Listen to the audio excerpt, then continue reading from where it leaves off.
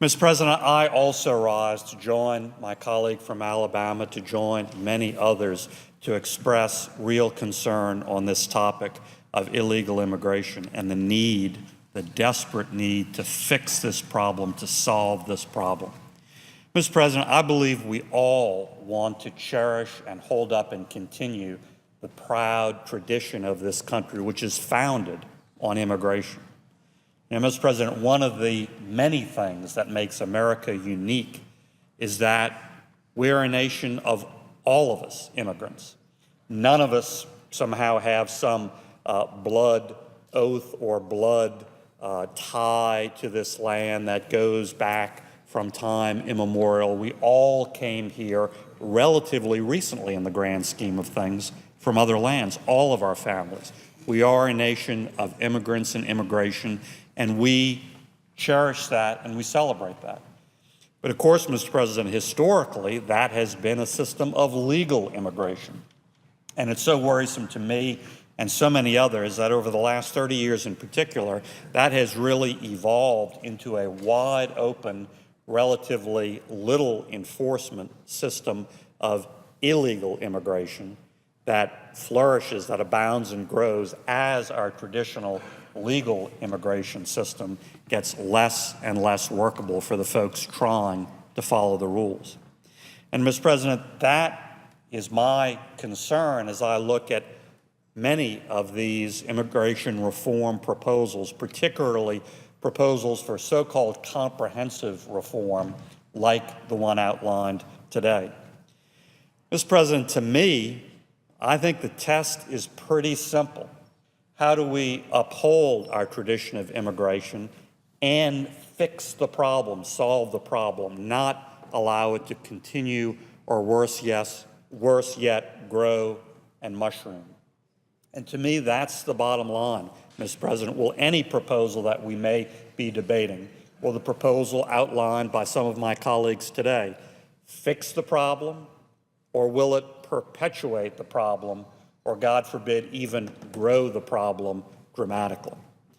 Mr. President, what heightens my concern is that we have history as a guide, and history suggests this brand of so-called comprehensive immigration reform, this promise of enforcement as long as we have an amnesty, all of those things put together is a recipe for failure. Mr. President, of course, the most notable case of this was in 1986 under President Reagan. There was a so-called comprehensive immigration reform proposal that passed into law. And the promise, the model, was very simple. We're going to get serious about enforcement. We really, really are. And we're going to have a one-time leniency or amnesty.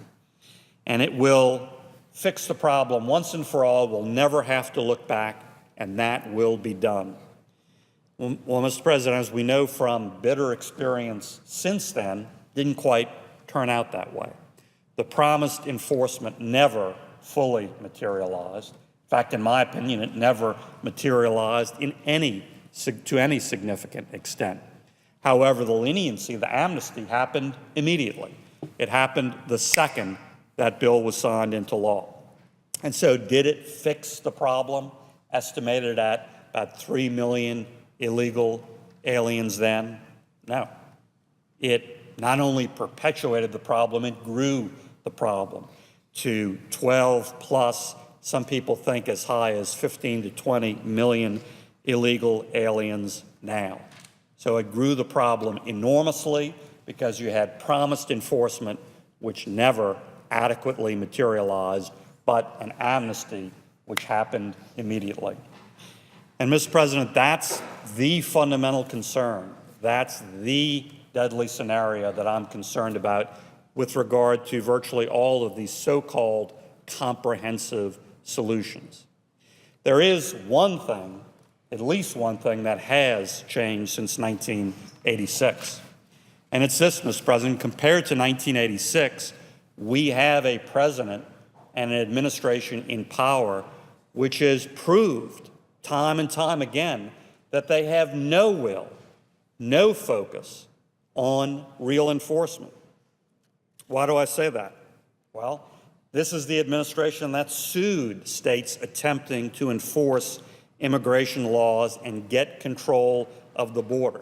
Didn't support those states, didn't try to find a federal fix, did one thing: sued states like Arizona trying to deal with a flow across the border and all of the violence and crime that is an aspect of that.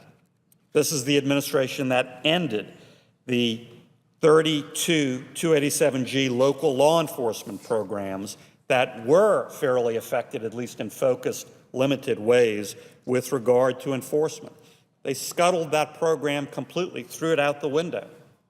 This is the administration, of course, that propagated the fast and furious gun walking scandal and still hasn't answered questions about that adequately, in my opinion. Senators consume 6 minutes. Thank you, Mr. President. This is the administration that unconstitutionally put into effect the DREAM Act by administrative fiat. Congress would not pass that. A Democratic House and a Democratic Senate failed to pass it. President Obama at the time said he did not have adequate powers to put it into law administratively, and yet, when it came time to run for re-election, he did by administrative fiat. In my opinion, many people's opinion, well beyond his legal authority. And so that is the main thing that's different from 1986. We have a president and an administration that's proved to be completely opposed to aggressive and real enforcement. So I hope, Mr. President, as we continue this debate with my distinguished colleague from Illinois and many others, we focus on that central question. Will this solve the problem?